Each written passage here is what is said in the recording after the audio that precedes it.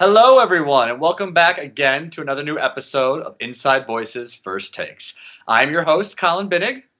And I'm Adam Rubin. Indeed, he is.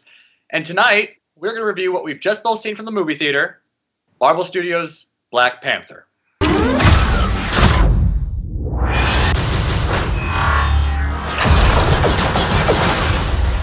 The revolution will be live.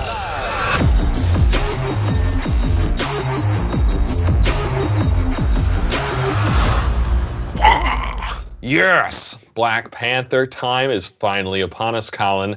What did you think? Okay. So that's a pregnant sigh there. Well, I want to stress. I'm going to start off by saying that off the bat, I don't think this is like one of the best superhero movies ever made. I will also argue is not like one of the top tier Marvel Studios movies ever made. I thought there were some issues, a little bit. You heard it here, folks. You heard it here first, folks. Colin's a racist. Thanks for joining us for another episode. No. Let me stop you right there. Okay. Just because it is not the best, I will adamantly support that this movie is the most important movie to come about in a long time. Or not. All right. Go on then. This movie, as a, white person in 21st century America, I can't even begin. Very white person. I can't, well, yes, because I can't tan at all. I can't even begin to compare my own life experiences, my own upbringing, to the vast majority of those that are of African descent, whether that be African Americans, African Europeans, Central American, no matter, or just from Africa itself. So this movie is for those people. This movie was made, shot, and delivered for the African American or the African audience in general. So there's no way that how I'm reacting to the movie is going to be the same as what they're going to be reacting to the movie. So I can't even begin to, put my own, ideologies and upbringing to what they're going to take from this movie. What they're going to take from this movie is probably what they've been waiting for forever. Finally, they have a black superhero on screen who's kicking ass. Something that, almost every superhero I saw growing up was white, so I was used to it. But this is a cultural and vital moment in cinema history that Black Panther is stepping into. And for that, it has to be lauded. It has to be appreciated, and it is still a very good movie. It's not a great movie or a perfect movie by any means. That's what I'm just trying to say. It's not necessarily the best movie ever, but it is by far one of the most important movies in this superhero genre, or just movies in general. That was my first impression of them. Or just movies in general is a pretty bold statement. Yes. You think this is an important movie in the history of cinema? Not maybe not necessarily in terms of like the storytelling, but I'm saying this was directed in terms of the representation. It was basically an all-black cast, with the exception of 2 actors. It was directed by a black director. I can only assume the screenwriters, at least some of them, had to be black screenwriters to lend this specific voice to this role. So just from the representation standpoint, for sure, this is a monumental achievement. Absolutely. Well, and your point about that representation is very well taken in terms of this is a good thing. I will definitely agree with you on that. It's not a first in cinema history, so, I don't know how big a deal to make of it, but there's no question that the timing is, the time was ripe for this kind of a movie, and it certainly is good on them for making it. Right. I'm not saying it was like the first ever in cinema history. Obviously, there's been plenty of, like, off the top of my head, Tyler Perry movies that I'm sure, or all black cast, Tyler Perry directed for sure. But for, specifically in the superhero genre, yeah, this is the first. So it should belong. No, it's not. No, it's not. No, it's not. Blade was an African American superhero. It was. I don't think that was a black director or black writer. No, I'm not saying that, but it was an African American lead superhero. And I'm saying I'm saying the whole movie wasn't that. This whole movie was completely created and executed by Africans, African Americans, African Europeans, Africans themselves. Everybody involved in the production was, and that is. I will give you that more of them were. I will not give you that all of them were, but I will give you that more of them were. The vast majority. Can we agree on that? Well, except for the studio. Okay, well, whoever pays the money, whatever. That's fine. Marvel is famously a more hands-on studio than simply paying the money and letting the chips fall where they may. But again, your point of it being a step in the right direction towards better and more direct representation for minorities is well taken. I don't mean to get caught in the weeds with you here on this, except that is the nature of our personalities. So, all that being said, and it being, rightly applauded for being a breath of fresh air and an opportunity for, voices that are not usually properly represented on screen, certainly not given their fair share of screen time to be represented in this film. Tell me more about what you thought about it. It not being a perfect movie, but it being a good movie. What do you mean? Well, okay, but first, before we keep going, so you're going to say it's a see it? Well, listen, I mean, if you're watching this, you're already going to see it. How are you not going to see it? You have to see it. Of course it's a see it. Who's not going to see it? I don't know.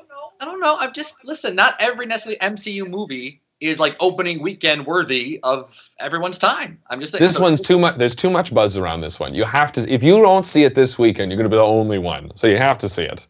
Okay. You have to see it. You have to buy Kendrick Lamar's new album. You must do these things. Okay, how much did Kendrick Lamar pay you to make that plug? I wish anything. That's the right answer. Yeah, I mean, I think it's a for sure see it. Again, I don't know if you have to see it right away. You got to see it right away because otherwise people are going to spoil the whole thing. Well, I think it's worthy of your time for sure. I just don't think you have to do like a midnight showing like we did. I think you could wait a week. I had to wear headphones walking into the movie theater just to keep it from being spoiled for me by the people leaving the theater. Everyone was talking about this. You have to go see it. Go see it immediately. Pause this right now, go see it, and then come back. All right. So that's Adam and I's first take on Black Panther. So we're now going to get into the nitty-gritty. Spoilers ahead, everybody. You have been warned. Okay, so you were asking, what were my problems, I guess, with the movie? Sure, yeah. Go for it. One, as beautiful as Wakanda was, and it was very good CGI there. Other moments, some shoddy CGI. Weren't there, though? Yeah, disappointing. I don't the one that came to mind is some of the CGI that happened in the casino fight and into the streets of South Korea. Yeah, some not the best. I don't know. It was like editing as well with the CGI with the camera movements or something, but you could obviously tell that was a fake person jumping off a ledge onto the ground, and it was way too obvious for a movie that has supposed to have state-of-the-art special effects, which was kind of surprising. A little surprising, yeah. Spider-Man 1, maybe Spider-Man 2 era. Right. I mean, like ragdolling, 90% of the special effects, great. I'm just saying, but there were just some moments that were like, ooh, I thought we should have put some more time into this moment. Well, you say 90%, but I do have to disagree with you there. I actually thought that a lot of the CGI didn't look very good. I mean, definitely all of the stuff when he was actually Black Panthering around. Not just in that first chase scene in South Korea, but or in the casino, but even all the way towards the climax of the film during that the Civil War scene where all the different tribes are starting to do infighting and people are getting knocked across the map. I didn't think that was very good. When he's the Black Panther and that Rhino charges him and he does that thing where he tackles the rhinoceros. I didn't think that looked very good. The actual mechanics of that super movement, I thought all suffered from that same kind of Spider-Man-iness. On the other hand, what I did think they did well was when they did special effects in combination, where they were doing overlays. like the vibraniumification of the different surfaces, so that they looked like they had been futuristic. When they're doing like the surgery scene on Agent What's His Face, or when they've got spears, but the spears have that CGI electricity. That stuff they did well. But anytime there was the actual movement of Black Panther, I thought a lot of that didn't look very good. I'll be honest, I actually quite liked the third act battle the best in terms of the different moments where Black Panther is fighting. In terms of the look of it? Yeah, the look of it. I Really? liked the whole Rhino takedown moment. I thought that was good. I liked the hand-to-hand combat. I think the biggest problem with the CGI, though, was making the Black Panther suit basically a nanite CGI suit. It wasn't like an actual full-on normal costume he wore like in Civil War. Civil War's costume was perfect. And yet for this movie, they wanted to make it more electronic, basically. You see the purple vibrate through him, or in the villain's case, the yellow color instead. And as a result of that, it just looked too green screeny then whenever he was fighting. And I'm just like, no, it was perfect the way it was in Civil War. And I get you want to say technology advances, okay, but sometimes maybe take a step back and just, all right, no, what we had was good. Don't change. I mean, it broke. But the action though, I thought the third act fight was the best. I had problems with the first act fight in the jungle when he's taking out the trucks. Did not think that was well shot. Way too fast cut. I could not. All the Panther fighting was way too dark. I couldn't follow a lot of it. And again, it was cutting so fast, I couldn't really see his movements.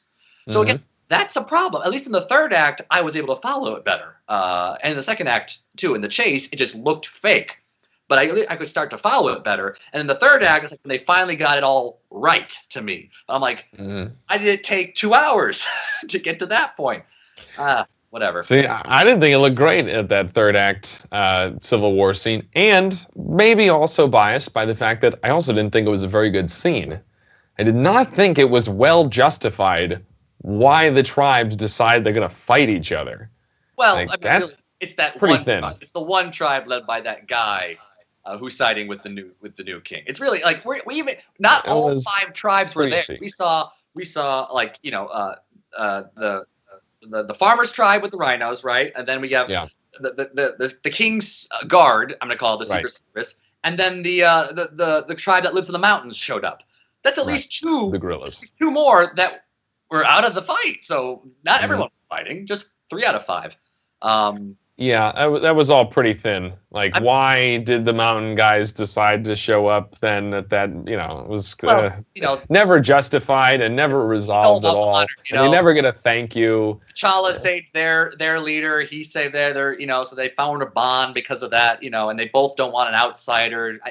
Unresolved. It's kind of disappointing.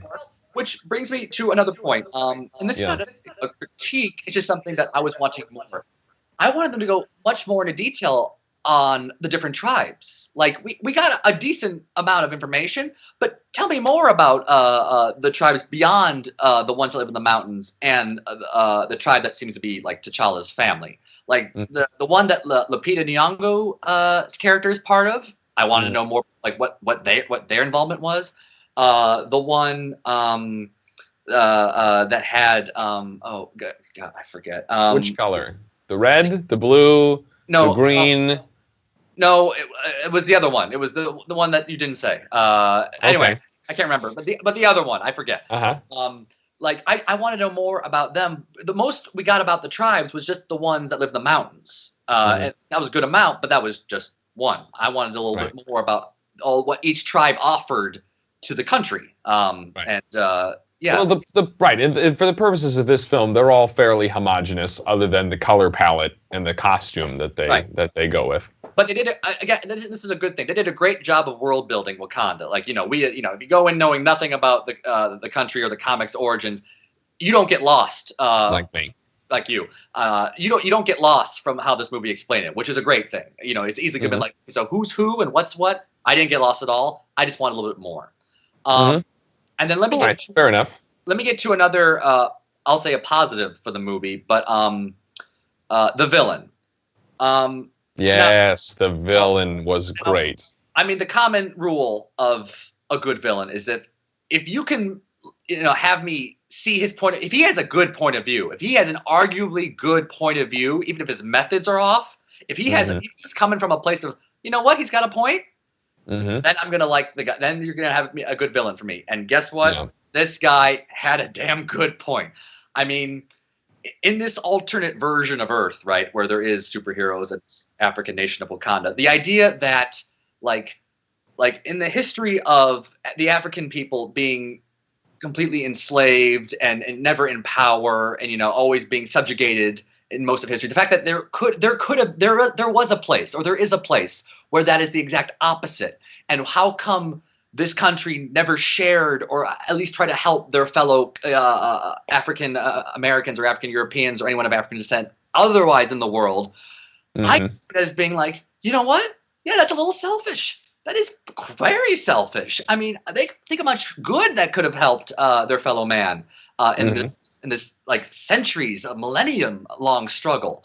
So the idea of wanting to have Wakanda at least, broaden themselves and share some of its technology and innovations with everyone beyond the borders, that's a very admirable thing to fight for.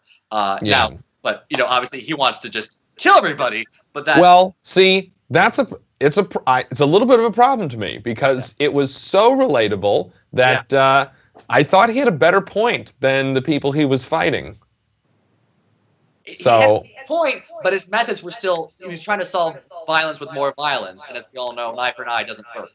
True, but we didn't get that far. I mean, I definitely understood trying to stop the weapons from leaving Wakanda, but not quite to the point where I felt like they had really justified killing the pilots of those ships, who are their own people. That's pretty dicey. Well, and we don't know if those are like drones or anything. We don't know.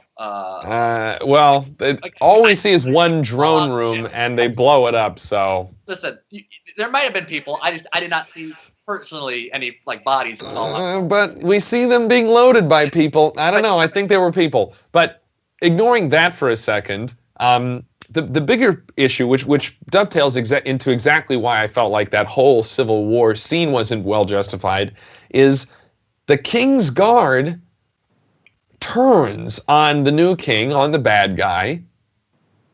Yeah. For, I thought, a very thin reason. I didn't really think any reason. It's brought into question. It's brought into question because the Black Panther isn't dead, which means that the trial by combat or the ritualistic combat technically isn't over, which was a legitimate twist.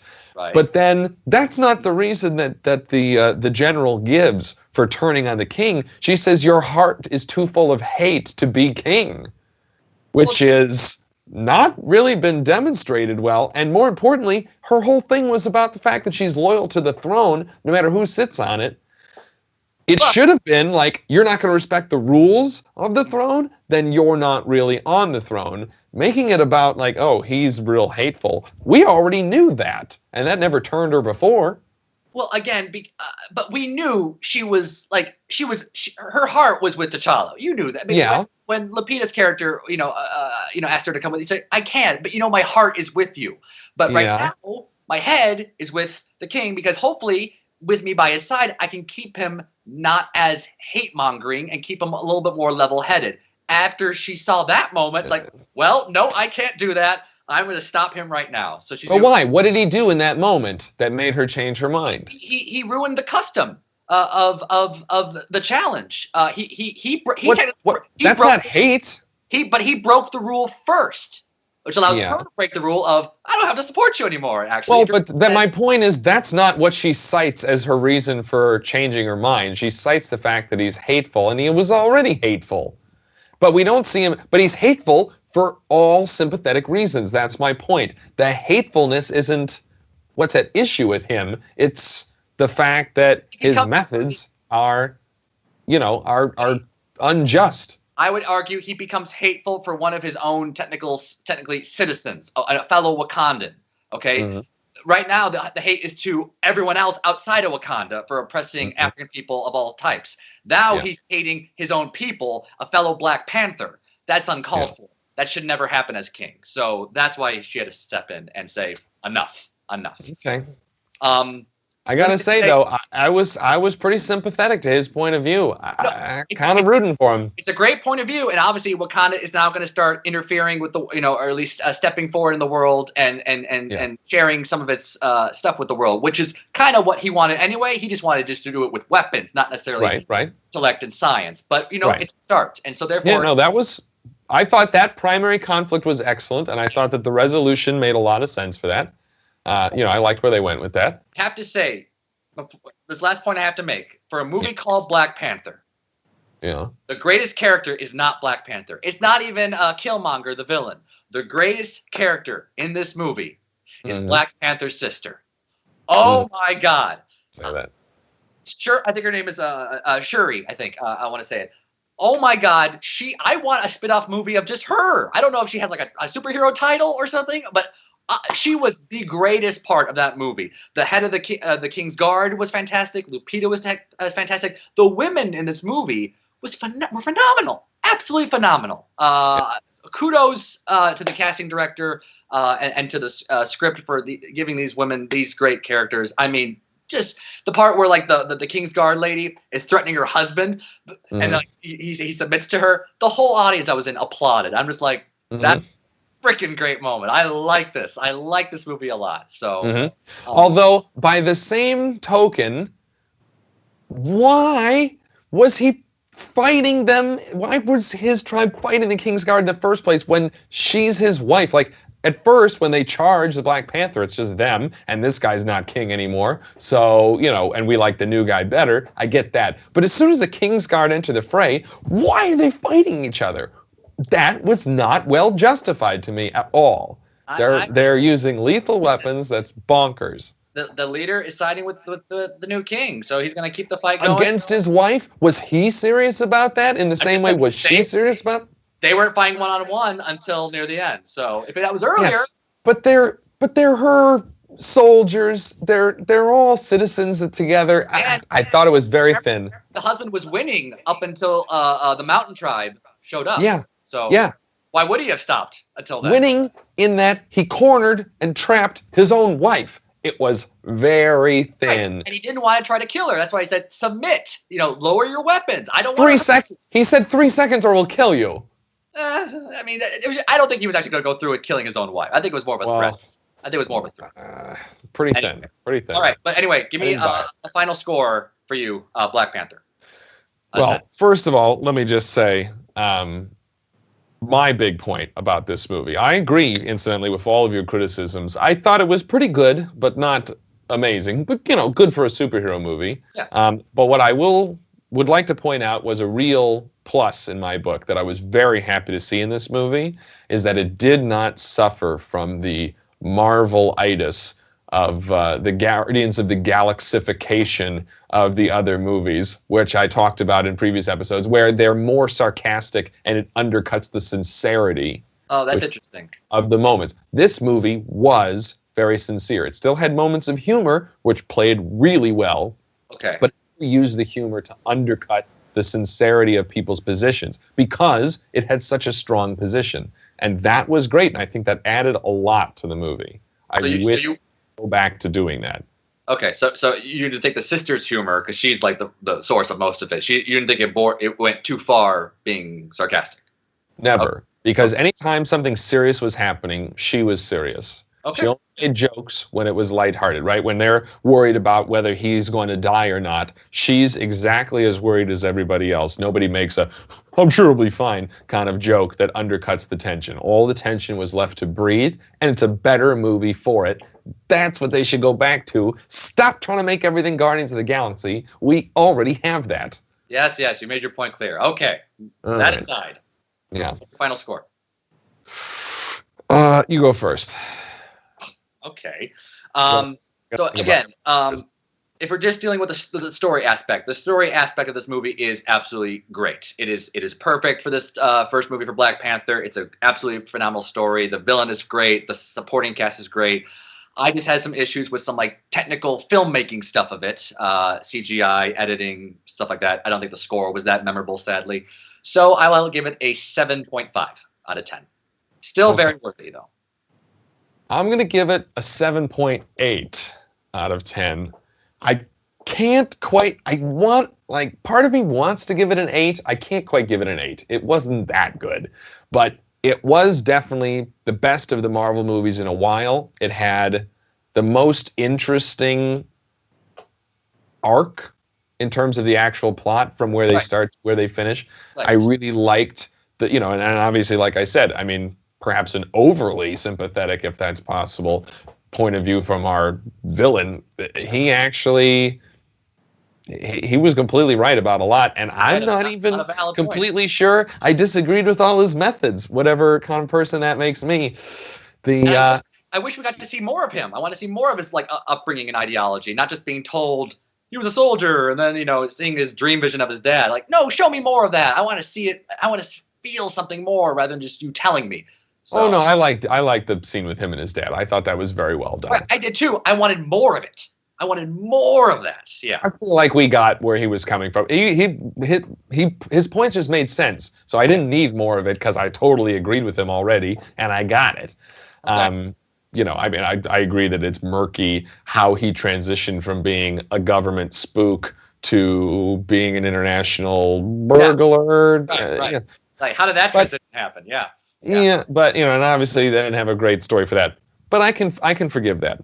Okay. On the other hand, what keeps it from being an 8 for me is that I just can't take it that seriously because it's it's a superhero movie. I mean, it didn't get that gritty. It had a gritty undertone. It had this gritty arc, but it wasn't addressed in a very gritty way. And some of the technical stuff just wasn't that punchy. A critical turning point scene at the beginning of that Civil War fight didn't sell it to me. So very enjoyable, but that's as far as it goes for me. 7.8. Right, and I'm pretty close to you. I will disagree that it's not. The movie doesn't have to be gritty for it to be connecting to real world stuff. It definitely does that. And I wasn't expecting a gritty type of film. No, but I just wanted the story to reflect, current times and what's happening today, and for that, it succeeded with flying colors. So it just didn't hit me as hard as I was hoping it would. That's what I mean when I said gritty. Okay, fair enough. All right, well, that's going to do it for us on this episode of Inside Voices First Takes. Please leave us a comment below after you guys see the movie. Tell us what you think, and also give us your opinion on this new split screen format that we've just discovered. Yeah, who'd have thought we'd do this? What do you think? What do you think about this? Is this working for you? Punching him in the face. I hope that you guys will like that. So let us know if you like it or not. And until next time, I am Colin Binnig, and I'm Adam Rubin, saying good night and Wakanda forever. Wakanda forever.